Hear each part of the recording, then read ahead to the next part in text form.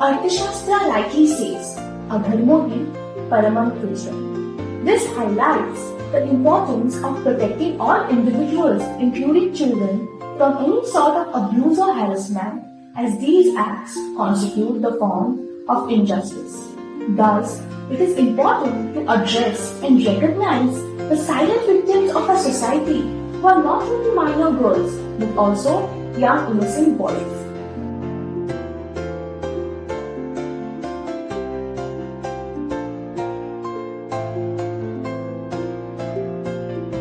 Yet, every day, countless children are forced to face the harsh realities of abuse, hidden behind closed doors and masked by silence. There was this client we had, a young boy who was about 5 years old. He was sexually abused by his own cousin. So what happened was, he had gone for a vacation at his cousin's place. One night, they slept together in the same room. In midnight, his cousin started touching him inappropriately. What he did was, he sexually touched him and fondled his private areas for sexual pleasure. He also started photographing him in a sexual way and exposed him to pornography.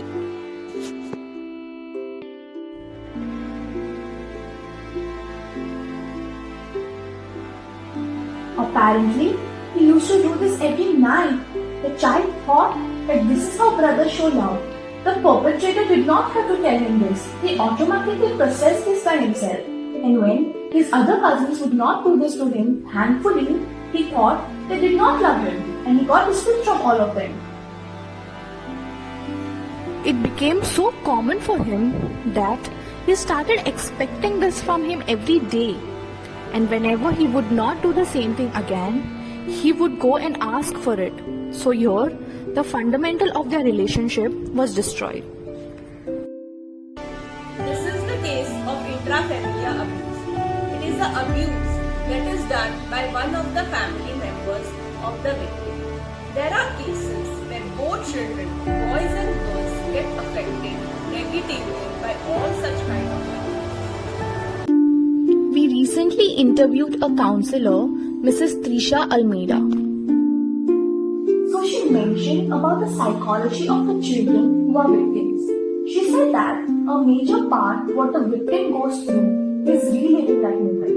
So basically like when the victims have to go to the court or tell their teachers or counselors and parents again and again, it is like reliving that moment.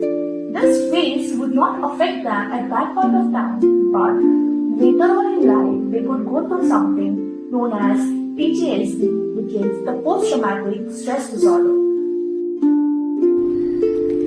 So, it is very important to rehabilitate the child, as in, parents should support their children when faced with such incidents.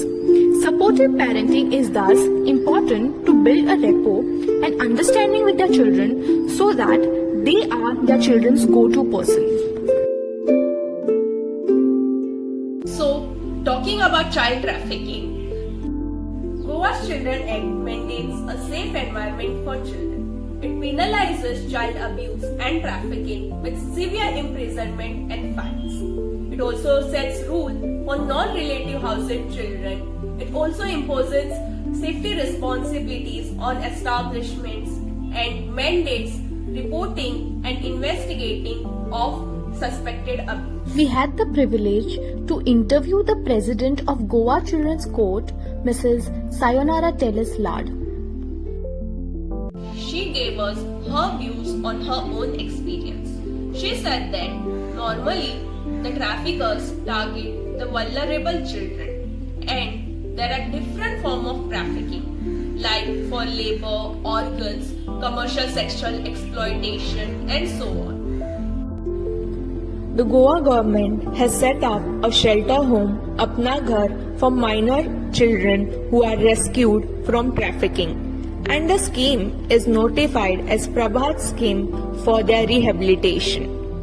Ars Anay Rahit Zindagi is a nodal NGO to assist the repatriation and rehabilitation of the victims.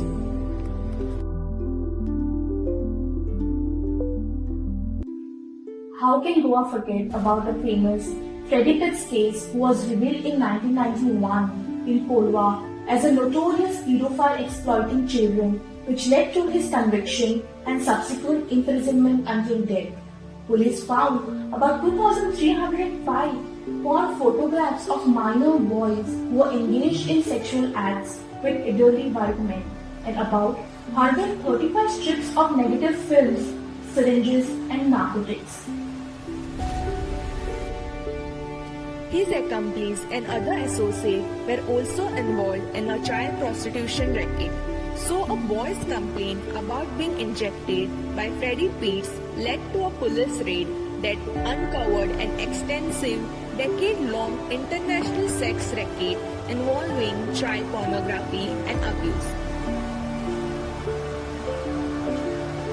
Therefore, it is crucial to remember that while the issue of child sexual abuse is deeply troubling, there is hope and help available everywhere. By fostering open communication, supporting survivors, and advocating for strong protections and resources, we can work together to prevent abuse and ensure that every child has the right to a safe and nurturing environment. So let us stay committed to educating ourselves and others, support those affected, and ensuring that every child can thrive in a secure and loving environment. By working together, we can foster a world where all children are protected and their voices are heard.